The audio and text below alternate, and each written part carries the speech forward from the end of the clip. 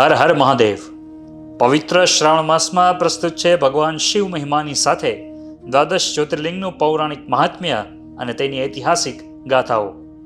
સૌરાષ્ટ્રે સોમનાથમ ચ શ્રીશૈલે મલ્લિકાર્જુનમ ઉજ્જૈન્યામ મહાકાલમ ઓમકાર મમલેશ્વરમ પરલ્યામ વૈજનાથમ ચ ડાકિન્યામ ભીમશંકરમ સેતુબંધેતુ રામેશમ નાગેશમ દારુકાવને વારાણસ્યામ તુ વિશ્વેશમ ત્ર્યંબકમ ગૌતમી તટે હિમાલયે તુ કેદારમ ગુષ્મેશમ ચ શિવાલયે એતાની જ્યોતિર્લિંગાની સાયં પ્રાતઃ પઠેન્નરઃ સપ્તજન્મ કૃતમ પાપમ સ્મરણેન વિનશ્યતિ. આજના એપિસોડમાં દર્શન કરીએ મહારાષ્ટ્રમાં બિરાજતા ભગવાન ત્ર્યંબકેશ્વર જ્યોતિર્લિંગના અને જાણીએ આ જ્યોતિર્લિંગની દિવ્ય કથા. મહારાષ્ટ્રની સહ્યાદ્રી પર્વતમાળામાં બ્રહ્મગીરી પર્વતની ગોદમાં આવેલું સ્થળ એટલે ત્ર્યંબકેશ્વર, જ્યાં 3 દેવો બ્રહ્મા, વિષ્ણુ અને મહેશ એક સાથે વસેલા છે. નાસિકથી ત્ર્યંબકેશ્વરની મુસાફરી રોમાંચક અને આનંદ આપનારી છે. ત્ર્યંબકેશ્વર જ્યોતિર્લિંગની કથા. ત્ર્યંબકેશ્વરમાં 3 દેવો બ્રહ્મા, વિષ્ણુ અને મહેશનો લિંગ સ્વરૂપે વાસ છે.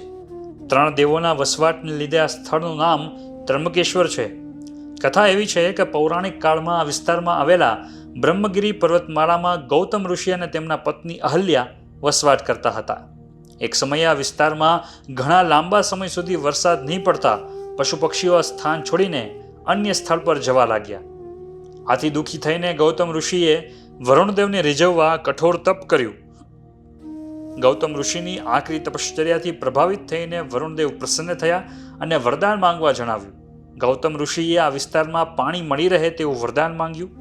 વરુણદેવે તે વરદાનને માન્ય કર્યું. વરુણદેવની આજ્ઞાથી ગૌતમ ઋષિએ પોતાના હાથેથી ઊંડો ખાડો ખોદ્યો, જેમાં દિવ્ય શક્તિથી પાણીનું આગમન થયું.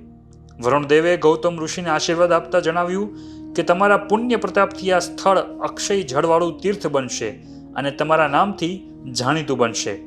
યજ્ઞ, યાગાદિ અને દેવપૂજા માટે આ સ્થળ ખૂબ જ ફળદાયી બનશે.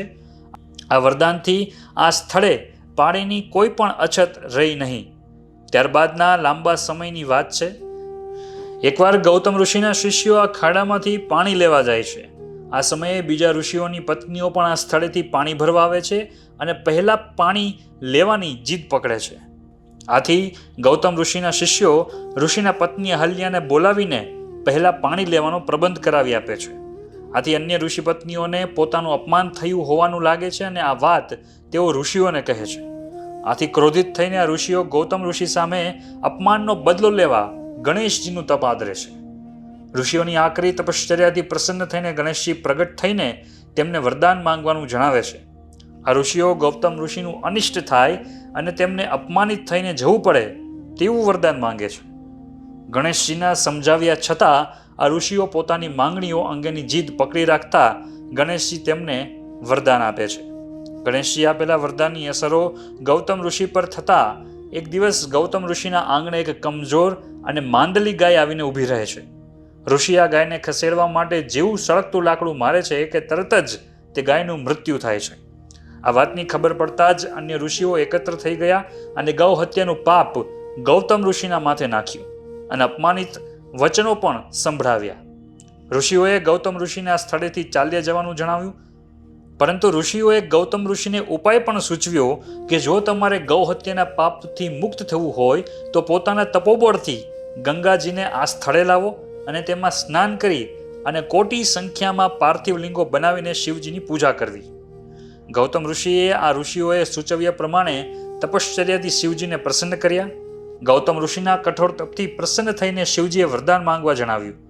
આથી સંસારના લાભો માટે ગૌતમ ઋષિએ શિવજી પાસે ગંગાજીનું અવતરણ કરાવવાનું અને ગંગાજીના જળ દ્વારા પોતાને ગૌ હત્યાના પાપથી મુક્ત કરવાની પ્રાર્થના કરી. ગંગાજીએ અવતરણ કરીને ગૌતમ ઋષિને પવિત્ર કર્યા, પરંતુ ફરીવાર સ્વર્ગમાં ન જવાની ઈચ્છા વ્યક્ત કરી. આથી શિવજીએ ગંગાજીને કળિયુગ સુધી પૃથ્વી પર રહેવાનો આદેશ આપ્યો. ગંગાજીએ શિવજીને પ્રાર્થના કરી કે તેઓ પણ આ સમય દરમિયાન પાર્વતીજી સાથે પૃથ્વી પર જ વસવાટ કરશે. આથી જગતના કલ્યાણ માટે શિવજીએ ગંગાજીની આ વાતને સ્વીકારી. ગંગાજીએ શિવજીની પૃચ્છા કરી કે તેમના મહત્વની આ જગતને કેવી રીતે જાણ થશે. જવાબમાં દેવો અને ઋષિઓએ જણાવ્યું કે જ્યાં સુધી ગુરુ સિંહ રાશિમાં રહેશે ત્યાં સુધી દેવો અને ઋષિઓ ગંગાજીના કાંઠે વાસ કરશે અને રોજ 3 વખત ગંગા સ્નાન કરીને શિવજીના દર્શન કરશે. આથી ઋષિઓ પણ દોષમુક્ત બનશે. આ વિનંતીને માન્ય રાખીને ગંગાજી અને શિવજી આ સ્થળે પ્રસ્થાપિત થયા. ગંગાજી ગૌતમીના નામે અને લિંગ ત્રંબકેશ્વરના નામે જાણીતું થયું. તો આ હતી ત્રંબકેશ્વર જ્યોતિર્લિંગની દિવ્ય કથા. આવતા એપિસોડમાં જાણીએ ત્રંબકેશ્વર જ્યોતિર્લિંગ સ્થળ પર અન્ય દર્શનીય સ્થળો વિશે. હર હર મહાદેવ.